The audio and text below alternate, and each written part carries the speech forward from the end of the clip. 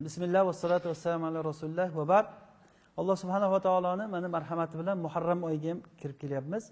Bu Muharram oyi Alloh subhanahu va taoloni harom qilgan oylardan bo'ladi.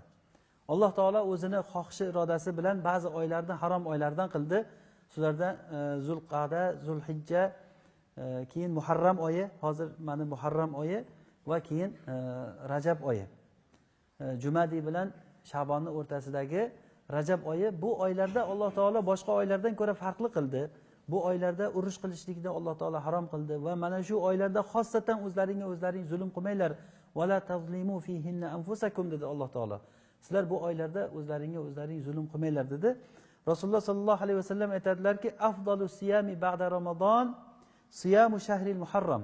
Bu Muslim rivoyat qilgan hadisda Rasululloh sallallohu alayhi vasallam aytdilarki, Ramazondan keyingi eng afzal ro'za Muharram oyining ro'zasi degan. Shundan ulamolar Muharram oyini to'lig'icha tutsa bo'ladimi deganda, to'lig'icha tutsa mana shu hadis bilan to'lig'icha tutsa bo'ladi degan. Ya'ni Muharram oyining ro'zasini to'lig'icha tutsa bo'ladi. Lekin bizzat ya'ni mana shu oyda Ashura kuni bor. Bu Muharram oyining 10-kuni. Rasululloh sallallohu alayhi vasallam aytganlarki, mana shu kunni ro'zasini men o'tgan yilning gunohlariga kafarat bo'lishligini umid qilaman deganlar. O'tgan yilni bir yillik gunohlar ketdi degani. Agar Ashura kuni bir kun ro'za tutsa, bir yillik gunohlar ketdi degani inshaalloh. Rasululloh sallallohu alayhi vasallam Madinaga kelgan paytlarida Madina ahli va yahudlar mana shu ro'zani tutardi. Bu qanaqa ro'za bu deb so'rasalar, ular aytishdiki, bu Musa alayhisalomni shu kunda Alloh taolo Fir'avndan najot toptirgan kun. Shuni bayram qilib turib biz ro'za tutamiz deganda Rasululloh aytdilarki, men Musoga sizlardan ko'ra avvalroqman deb shu kunni ro'zasini tutdilar va boshqalarni ham buni ro'zasini tutishlikka buyurdilar. Ramazon ro'zasi kelguncha bu ro'za vojib edi. Ya'ni Ramazon ro'zasi bo'lgandan keyin u vojiblikdan tushib mustahab bo'lib qoldi. Agar kimki mana shu Ashura kunining ro'zasini tutsa, bu Muharram oyining 10-kuni bo'ladi, 10-kuni kunduzi.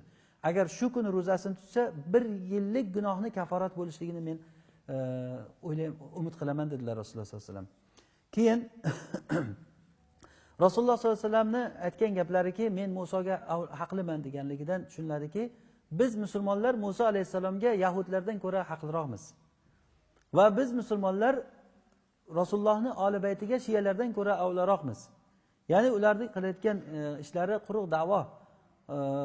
Ashura kunlarini Rasululloh sollallohu alayhi vasallam Musoni qutqargan deb turib, xursandchilik qilib turib ro'za tutsalar, ular motam kuniga aylantirib qo'ygan. Ashura kunini. Ya'ni bu kunda ro'za tutib Rasululloh sollallohu alayhi vasallamga keyin xabar berildiki, yahudlar 10-kuni tutar ekan deganlarida, demak Rasululloh sollallohu alayhi vasallam Madina ahlini amali bilan o'sha bu kunda shu ro'za tutamiz deb tutganlar va buyurganlar. Keyin eshitdilarki, yahudlar ham shu kuni tutar ekan deganda, agar bu yiliga agar men tirik bo'lsam 9-kuni tutaman dedilar. Va bu yilgacha Rasululloh sollallohu alayhi vasallam dunyodan o'tib ketdilar.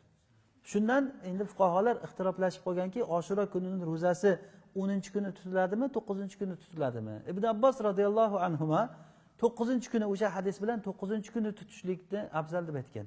Ya'ni sunnat 9-kuni tutishlik. Ammo jumhur aimmalar 10-kun degan.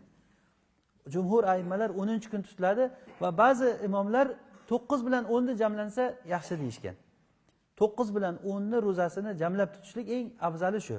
Shuning uchun ham Ashura ro'zasini biz Rasululloh tutganlari uchun 10-kuni deb 10-kuni tutamiz, o'zlarining qilgan ishlari, va bu yil agar men tirik bo'lsam 9 ni tutaman deganliklari uchun 9-kuni ro'zasini ham tutamiz. Ammo 11-kuni ro'zasi haqida kelgan hadis bu sanad jihatdan sobit bo'lmaydigan zaif hadis, unga amal qilishlikka yaraydigan darajadagi hadis emas. Ya'ni ba'zi fuqarolar aytganki, 9-chi, 10-chi va 11-kuni ro'za tutiladi deb. Lekin bu narsani rojihi bu masalada 9-chi va 10-kuni tutishligimiz yaxshiroq bo'ladi inshaalloh. Alloh taolo hammamizni qilgan ibodatlarimizni qabul qilsin. Mana bu kunlardan foydalanib qolishlik hammamiz uchun katta bir baxt bu. Subhanakallohumma va bihamdik nashhadu an la ilaha illa anta nastag'firuka va natubu ilayk.